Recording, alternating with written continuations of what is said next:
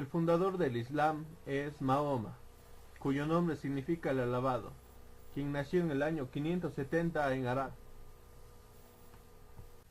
Mahoma alegó haber recibido una serie de visiones y revelaciones de Alá, que se convirtieron en la base del libro sagrado del Islam, llamado Corán. Mahoma nació en la tribu de Quraysh. Su padre, Abdullah, murió antes que él naciera, y su madre, Amina, murió cuando él tenía 6 años de edad, por lo que fue criado por su tío, con quien viajó en caravana por toda Siria y Arabia. A los 25 años se casó con una adinerada viuda llamada Jadilla y tuvo 6 hijos con ella. Mahoma vivió cerca de la Meca, un poblado de Arabia. Era una comunidad situada en el centro de la ruta que seguían las caravanas que iban de norte a sur y las que hacían el recorrido de este a oeste. Los mercaderes árabes llenaban todo el lugar con camas, comida, establos para los camellos y otros servicios. La Meca también tenía un pozo de 140 pies de profundidad con agua cristalina. Se creía que ese pozo llamado Zamzam curaba enfermedades, por lo que atraía gente de lugares lejanos y cercanos a la Meca. Otra característica que distinguía a la Meca era una enorme roca negra, diferente a las otras que había en esa área. Nadie sabe cómo llegó ahí y las caravanas le temían. Probablemente era un meteorito. Los habitantes de la Meca construyeron un enorme edificio de piedra con forma de cubo sobre la roca llamada Kaaba, que significa cubo en árabe. Los pobladores de la Meca colocaron estatuas de diferentes dioses y diosas sobre aquella roca. El abuelo de Mahoma era quien se encargaba de cuidar las llaves de la Kaaba.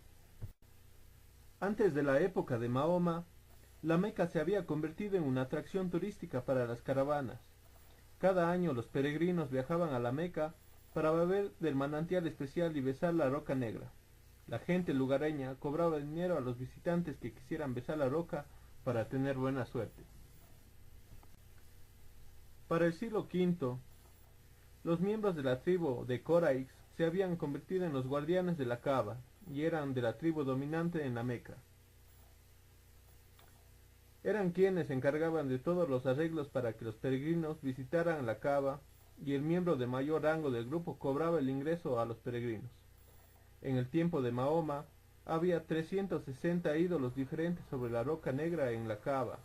Fue en este contexto espiritual que a los 40 años Mahoma comenzó a orar y a ayunar. A comienzos del año 610, a los 40 años, él aseguró haber oído una voz que le hablaba mientras oraba en una cueva sobre la Meca. Aterrado, corrió a su casa y su esposa lo cubrió con una manta. Más tarde, volvió a oír una voz que le decía que él era el elegido de Dios para llevar a su pueblo, los árabes, el mensaje de un Dios que controla todas las cosas. De acuerdo con la creencia musulmana, Mahoma recibió una serie de visiones de un ángel que decía ser Gabriel. Sus primeros mensajes hablaban de la bondad de Dios y su poder, de la necesidad de volver a Dios y de que el juicio final estaba cerca. Declaró que hay solamente un Dios, y su nombre es Alá, en árabe. Se enseñaba que Alá era el mismo Dios que adoraban tanto los judíos como los cristianos. Mientras Mahoma predicaba su mensaje a los árabes, los que decidían seguir sus enseñanzas fueron conocidos como musulmanes, y la religión fue llamada Islam, que significa sumisión. En el tiempo de Mahoma se adoraban a muchos ídolos en toda Arabia. Habían divisiones teológicas entre cristianos, y los judíos y cristianos estaban enfrentados. En la ciudad árabe de la Meca se desató un conflicto entre los mercaderes de la Kaaba. Si la gente creía que había solamente un Dios, se terminarían los peregrinajes y el ingreso que dejaban los visitantes que iban a orar ante los dioses que estaban sobre la roca. Muchos árabes llamaron a Mahoma mentiroso, fraudulento y falso profeta. Finalmente, él y sus nuevos seguidores fueron forzados a dejar la Meca y se mudaron a una nueva ciudad. Mahoma llamó a este lugar Madinat al-Nabi, que significa ciudad del profeta, o llamada Medina en Arabia Saudita. Pronto surgieron los conflictos entre los seguidores de Mahoma en Medina y la gente de la Meca. Grupos musulmanes comenzaron a atacar las caravanas. Mahoma comenzó a enseñar que si sus seguidores morían peleando, irían directamente al paraíso. La guerra de 8 años finalmente cesó cuando el pueblo de la Meca se rindió a los musulmanes. Mahoma declaró que Alá era el verdadero Dios, quitó todos los ídolos e hizo de la Meca el centro de la religión islámica. Los peregrinajes a la Kaaba siguieron siendo la principal característica de sus enseñanzas, y hoy uno de los 5 pilares del Islam requiere que los seguidores musulmanes oren en la Kaaba, en la Meca, por lo menos una vez antes de morir. Esto se llama el Hajj. La religión islámica comenzó a extenderse por Arabia y cada día más árabes se unían a esta religión. A los 72 años Mahoma comenzó a quejarse de dolores de cabeza y fiebre. Algunos musulmanes creen que fue envenenada por una de sus esposas, que era judía. Nunca se recuperó y un día, después de decir unas oraciones, falleció. Durante su vida, los seguidores de Mahoma alegaron que era un profeta. Él dejó una serie de lo que sus seguidores llaman revelaciones. Después de la muerte de Mahoma, sus dichos fueron recopilados en un libro que se llama el Corán.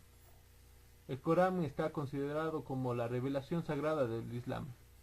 Así como la Biblia es la revelación sagrada de Dios para los judíos y cristianos, el Corán tiene 114 suras o capítulos. Comienza con el sura más largo y finaliza con el más corto.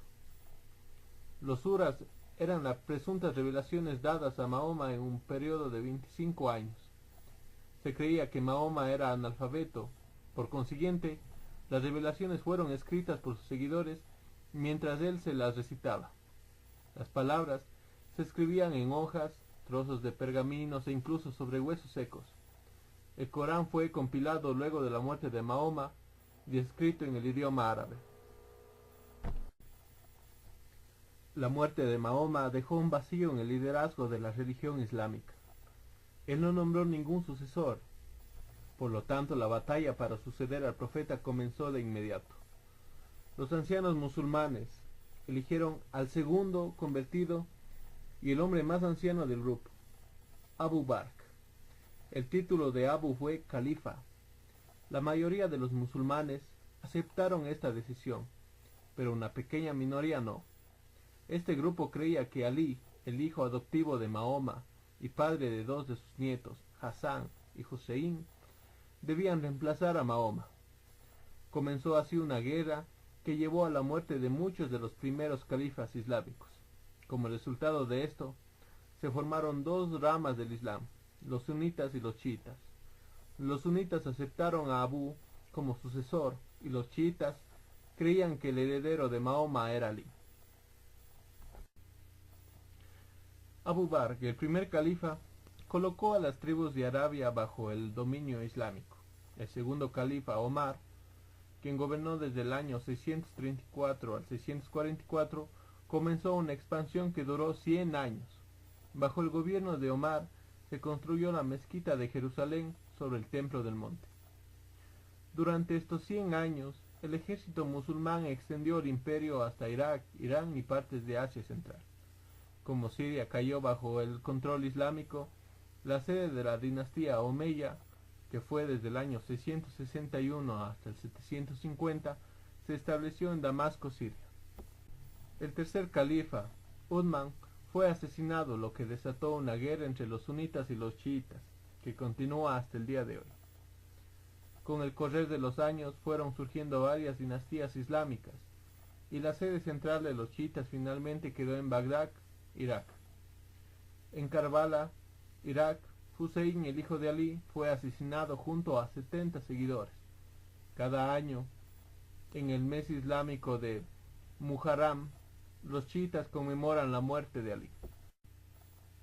La división no solo separó la religión en 2 ramas, sino que también provocó opiniones encontradas en cuanto a dónde debería de estar la sede central del Islam.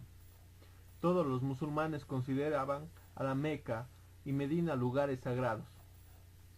Los sunitas reclamaron a la Meca como su sede central y los chiitas se fueron de Damasco a Bagdad. Hoy Teherán, en Irán, se ha convertido en la fortaleza de la rama chiita, en donde el 93% de la población musulmana es chiita. Los musulmanes chiitas son bastante diferentes a los sunitas por varias razones.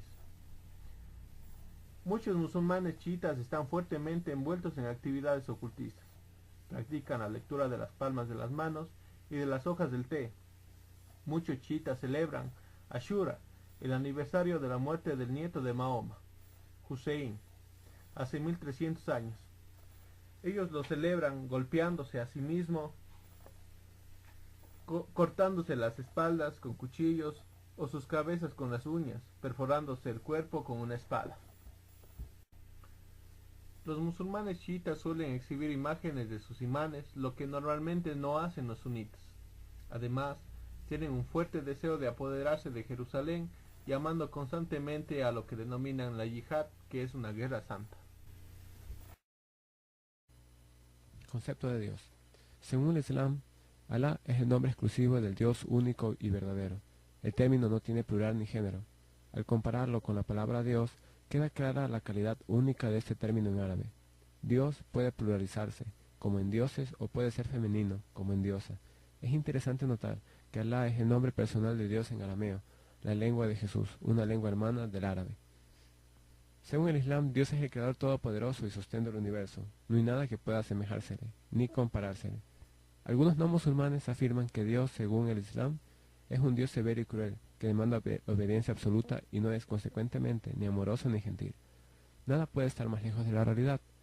Es suficiente saber que, con excepción de uno, cada uno de los 114 capítulos del Corán comienza con la fórmula: en el nombre de Dios, misericordioso, el compasivo. En uno de sus dichos, el profeta Mahoma dijo: Dios es más amoroso y gentil con sus criaturas que una madre con su amado hijo. Por otro lado, Dios también es justo. De aquí que los pecadores deben recibir su merecido castigo, y los virtuosos deben recibir su recompensa y aprobación de Dios. El Islam no caracteriza a Dios en ninguna forma humana ni lo representa favoreciendo ciertos individuos o naciones, o en base a su fortuna, poder o raza. Él creó a los seres humanos iguales, y estos se distinguen solamente a través de su virtud y su piedad. El uso único del término Alá como nombre exclusivo de Dios refleja el énfasis en la pureza monoteísta de la fe islámica, que es la esencia del mensaje de todos los profetas de Dios.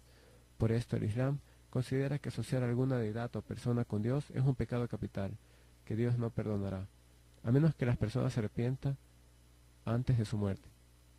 El Creador tiene una naturaleza diferente a la de sus criaturas, porque si Él fuera de la misma naturaleza sería temporal, y por lo tanto necesitaría un Creador a su vez. Resulta por lo tanto que nada es como Él. Además, si el Creador no es temporal, entonces debe ser eterno. Si es eterno, no puede ser causado, y si nada causó su existencia, nada fuera de Él sostiene su existencia, lo que significa que Él es autosuficiente. Si no depende de nada ni nadie para continuar su existencia, entonces su existencia no puede terminar.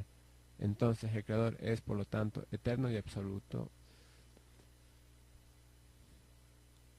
Entre los atributos de Dios está que si el Creador es eterno y permanente, entonces sus atributos deben ser también eternos y permanentes. Si esto es así, entonces sus atributos son absolutos.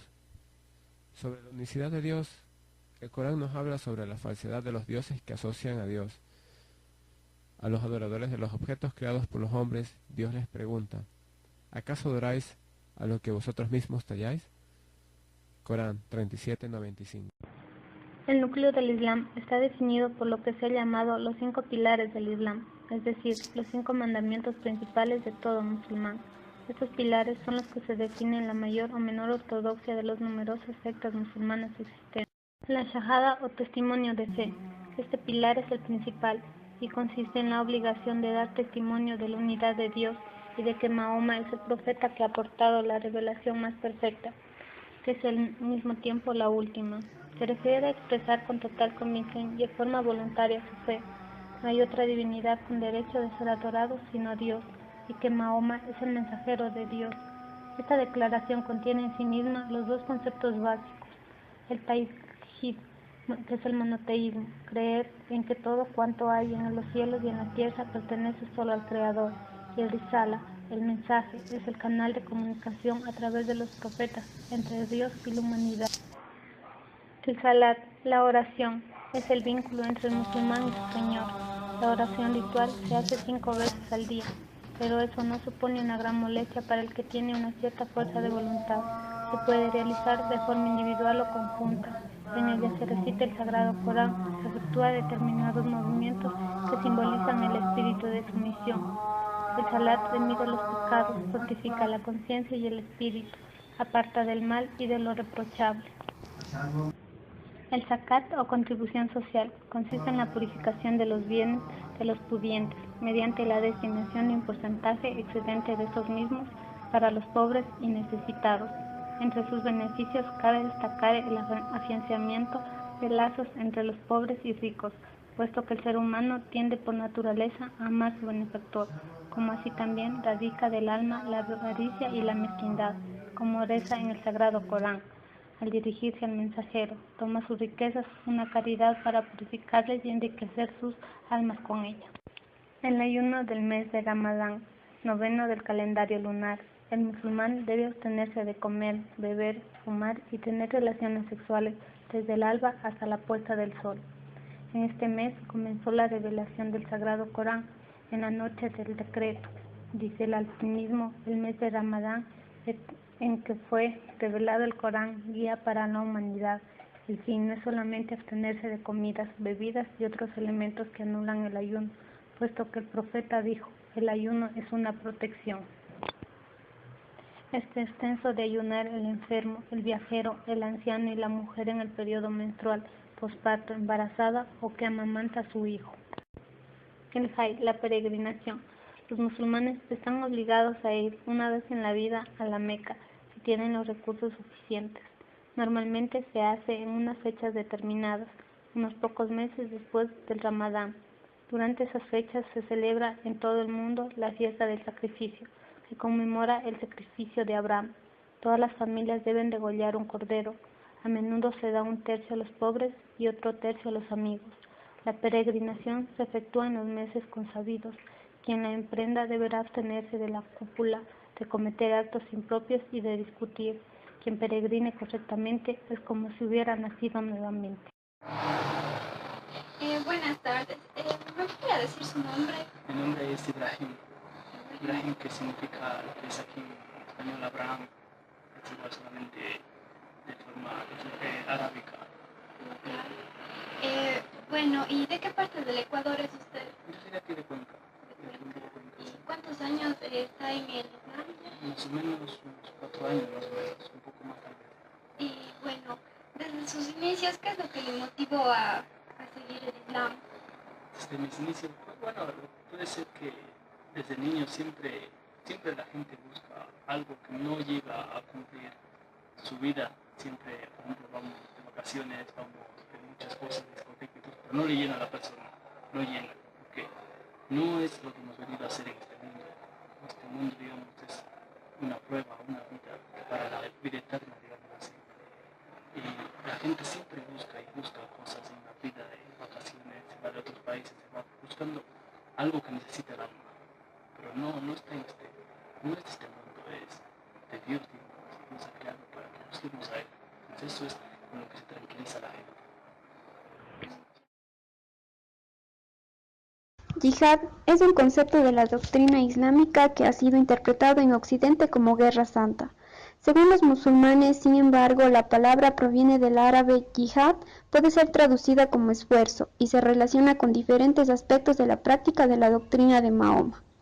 En la interpretación del significado de la yihad en Occidente ha venido imponiéndose la tendencia a relacionarla con el decreto religioso de guerra y el llamado del Corán para extender por todo el planeta la ley de Alá e imponer una sociedad musulmana mundial. En este sentido, ha sido considerado como equivalente a un término militar, a un llamado a la guerra en contra de los enemigos del Islam. Por otro lado, desde el punto de vista de los musulmanes, yihad no es sino un concepto de la doctrina de Mahoma que aparece referido en el Corán y que tiene múltiples aplicaciones. Así, haría referencia al deber divino de obrar para Alá y a la obligación de los musulmanes de ser cada día mejores y de hacer que la ley de Alá reine en la tierra. Esto a su vez puede ser entendido de varias maneras, como el esfuerzo por mejorar la calidad de vida de la sociedad, el esfuerzo en el campo de batalla por la defensa propia, así como la lucha contra la tiranía y la opresión. Yihad. Según los musulmanes, la yihad no tiene precisamente el sentido de propagar de manera violenta la fe del Islam por el mundo. Al contrario, consideran que la yihad comprende el conjunto de medidas y esfuerzos del islamismo para conseguir la paz mediante la resistencia a las agresiones injustas. De allí que, según esto, la yihad puede también ser librada contra otros musulmanes que no actúan conforme a la ley de Alá. Expresiones de la yihad, no obstante, se vivieron durante el periodo de expansión del Islam, entre los siglos VII y XV, época marcada por las guerras dirigidas contra los árabes, judíos y cristianos, y contra todo aquel que pudiera considerarse como enemigo de la fe. En los últimos años, debido a la adopción de este término por organizaciones extremistas islámicas que se han amparado en la doctrina de Mahoma para cometer actos terroristas e iniciar una suerte de guerra santa contra los infieles al Islam, el término ha venido adquiriendo un sentido más bien bélico que religioso, asociado al terrorismo, la violencia y los atentados suicidas contra las democracias liberales y los estados laicos. A este tipo de grupos se los conoce con el nombre de yihad islámica y a esta tendencia como yihadismo. No obstante, siempre es importante subrayar que se trata de una palabra con múltiples connotaciones dentro de la doctrina islámica y que puede ser usada tanto con connotaciones violentas como religiosas no violentas.